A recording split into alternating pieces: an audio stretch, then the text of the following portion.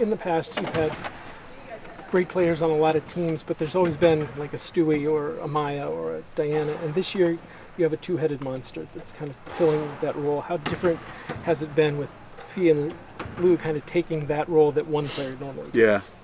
Yeah.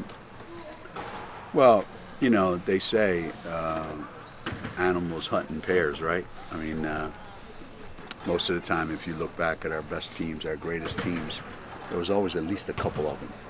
And most of the time, there was at least two.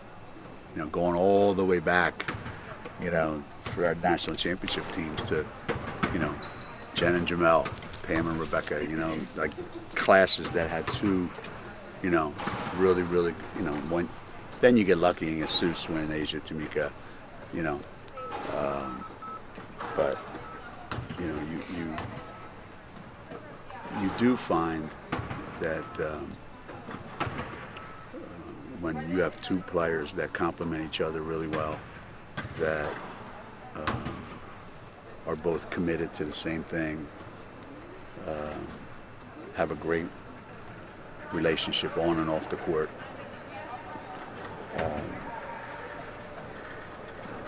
who've kind of grown together. Their careers have been so similar, you know.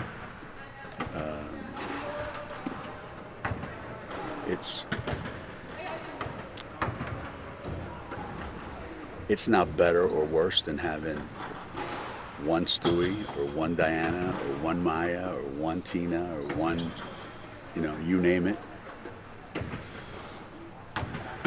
Sometimes that's exactly what you need, you know, the last couple of games. Maybe you need that guy. But I think the fact that those two can take a little bit of pressure off each other and know they can count on each other all the time, I think that that goes a long way. I don't know, they may have the best record ever at UConn for the most games played and their winning percentage. I don't know. How many losses do they have? Sinai and Tierney, 152 and 2. How many losses do these guys have? 4. They have 4. The only other person I know that has 4 or less is who? Sinai. Maya's lost 4. Sinai and Tierney, 152 and 2. Okay. The greatest class in the history of women's basketball. Right. You're actually going to count those two guys? You're actually going to count those two guys? I think that for the two of them to be involved in so many great wins and so much great stuff, it's really been fascinating to watch. I really enjoyed it. I really enjoyed their relationship and the way they've grown up in this program. You've said a few times this season that you don't really have a go-to player, but do you feel like the two of them are developing into that and that you can trust either or both of them? Yeah, I mean, whenever somebody asks you that, there's this assumption that, well, you know, at the end of every game in a big moment, you know for sure that Dee's going to get the ball, you know, or just using her as an example, but, you know, on our team, it may be one of those times when both of our seniors, you know, you have confidence that they're going to make the play that they need to make in a crucial moment. You know, I think the team knows that. I think that's what's most important is the players on the team know that they can trust both of them. You know, and trust them in a lot of ways, not just in, well, if they have the ball at the end of the game, we have a pretty good chance to win. I think it's more than that. I think it's in every area. They trust them. They trust them to be great teammates. They trust them to be great leaders. You know, they trust that they're going to help them get better. They're just really good people, man.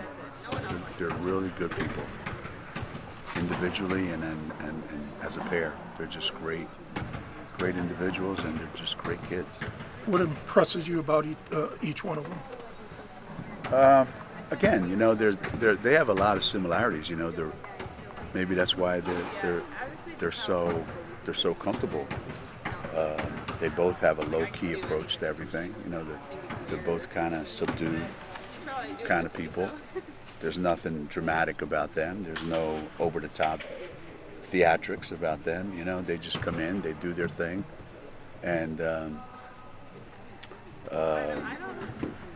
you can sit down and talk to them about whatever it is you want to talk to them about, and they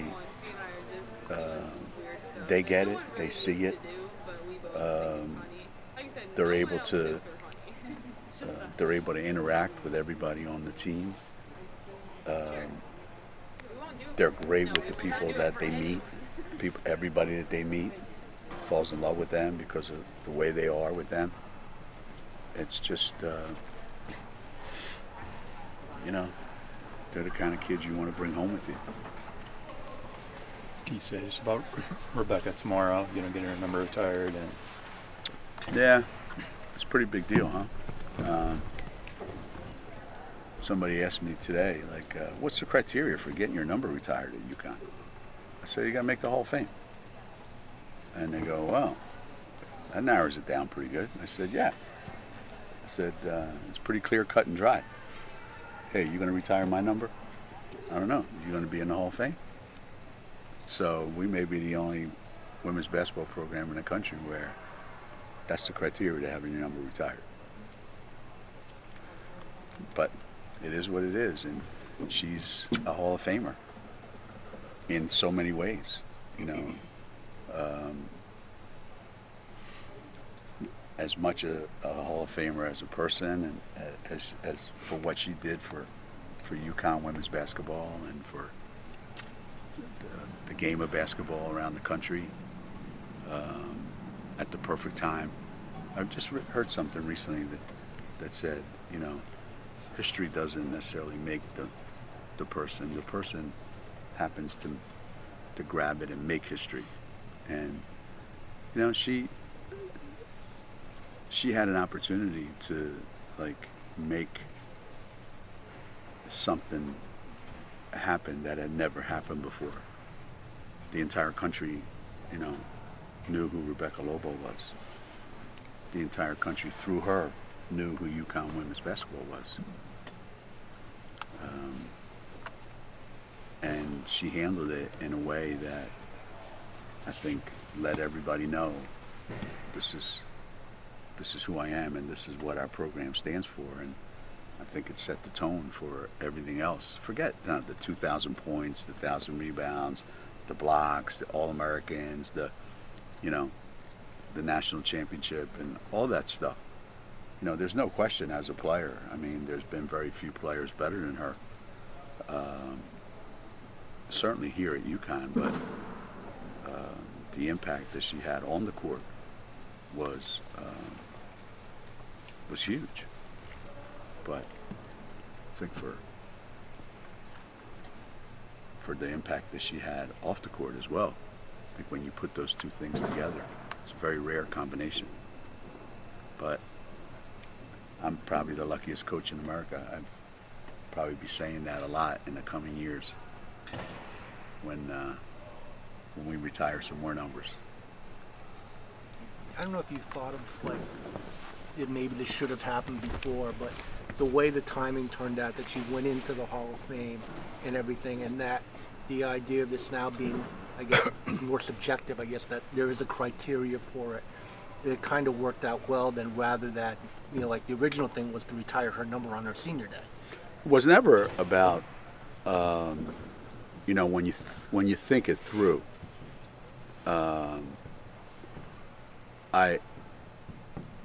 I probably was not thinking ahead at the time. Like, you can't sit there and go, well, you know, I can't do this for Rebecca Lobo because I'm going to have to do it 27 other times and we're going to run out of numbers. I mean, I never thought that, you know.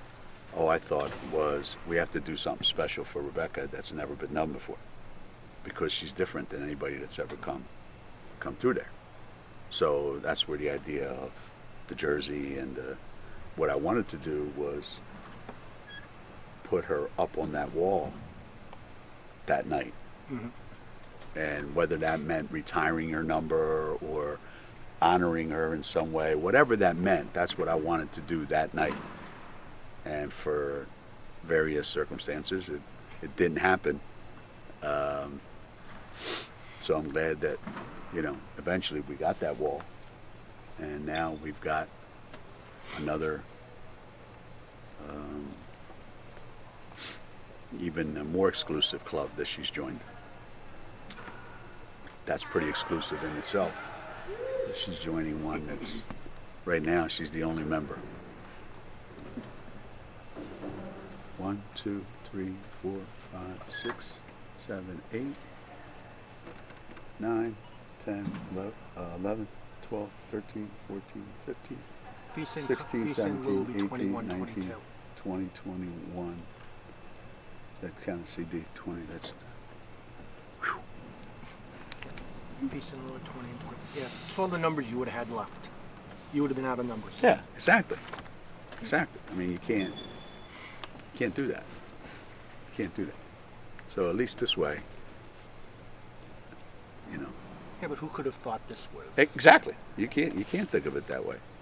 And I never thought of it that way. But that wasn't my, if somebody would have said, look, we're not retiring that number. We're just going to do that. Okay, I can live with that. I just wanted to get something up there. So we did, eventually. Eventually we did. It's pretty cool, though. It worked out. Worked out good. You've had more talented players since her, but is Rebecca the most important player in the history of this program just because of what you started? I think from a national standpoint, yeah, from a national standpoint. I think internally, if you would ask the old timers and on Chris and I and Megan and Wendy Davis and Laura Lishnas and those guys, and you would say, what really changed UConn women's basketball would be Kerry Bascom. And that maybe made us good enough that somebody like Rebecca said, I'd like to go there and try to win a national championship. Maybe if Kerry had never come here, we may not have been in position to ever make Rebecca feel like, I think they can do it. Now when you go, because she was our first nationally recognized recruit, so everybody in the country went, she's going where? Like, people were shocked. She's going to Connecticut? That kind of put us in a different ballpark than we had been operating in before. So, yeah, she maybe opened the door for, Jen. Jen wasn't that highly recruited. Carol wasn't. Carla. She maybe made it possible for Nikisha Sales to come, who was then the National Player of the Year. So, yeah, Rebecca, I think, kind of made everybody in the country go, yeah, Connecticut. Not those other schools that are already in the top 10. It's Connecticut. What about off the court stuff? Is she still helping this program in terms of you pointing to her as an ambassador of what you can become, the kind of person she is, the kind of career she's had, the kind of family, just kind of who she has become? Yeah, I mean, when you think about, you check every box that you can imagine, for a person to live a full life, maybe everybody's definition of how many boxes constitute a full life, I don't know. I used to think if I was coaching high school basketball and making $13,000 a year and teaching, U.S. history, I was checking off the box, However many boxes a full life consists of, she's checked them all. You name it, And she's done it in a way that she continues to be where she started. She's in the spotlight. She's having to handle media attention, she's giving interviews, she's interviewing, she's doing what she did when she was here. She's allowing everybody to see, yeah, you know, basketball players are pretty intelligent people. They're not just guys who run up and down the floor and score and then, you know, go watch soap operas or whatever the hell they did back then when she was playing. So it's incredible that her effect on the game of women's basketball has lasted from 1995 to 2019 with very few breaks in between, if any. That's a long time to be relevant at a really high level in women's basketball, in any sport. Think about it. You know? What was it like for you to watch the games on TV to get a different look at your team? It's really a weird dynamic when you're on television because when you're watching it on television because you're watching the game differently. You're not worried about who do I got to sub in. You know, you're not talking to your coaches. You're not bitching about who didn't rebound, who didn't block, you know, who didn't screen. You know, you're just watching the game. And as you're watching the game, you almost start acting like a fan. Like, you know, I found myself watching the game. Like, the hell is that? Like, what's wrong with these guys? You know, like, so you actually do see things that, at least I did anyway, that I don't see when the game's already cut up for you. And, you know, you're looking at stuff that, you know, or even watching the game. Because you're watching the game a second time. So even when I watch it, I've already seen it. I've lived it. I was in the game. Now I'm going to watch it. I know what's coming up next. So it's like a different eye that's looking at it. I'm watching it on TV. I'm watching it for the very first time. I'm shaking my head going, Jesus, we got a lot of work to do. CV said she wanted to hang the phone up on you when you talked to her. About the Tulsa three-pointers. Oh. It's funny because when I talked to her, I said, I thought the scouting report said that they only had like one or two kids that can make threes. She goes, yeah, that's true. There was like one kid that you know. I said, well, she had like 5 in the first quarter. And like, you know, there was like dead silence on the phone. It was like kind of this conversation ain't going in the direction that she wanted to go in. But it's you know, all of a sudden, you know, CD never has to answer those questions. She never has to deal with that. And all of a sudden she's on the other end of it. And, you know, I wasn't going to let her not experience that joy of that. You know, How close were you to of being questioned and criticized, and you know, for every move you made or didn't make. How close were you to texting her during the games? You know, one of the games I thought I should let them know at halftime that this is what I see. But then I thought, who's going to check their phone at halftime? By the time they get this, it's going to be the end of the game. So I was texting back and forth with Ben. I said, Ben, make sure you get this on film. Got it, Coach. Ben, did you just see that?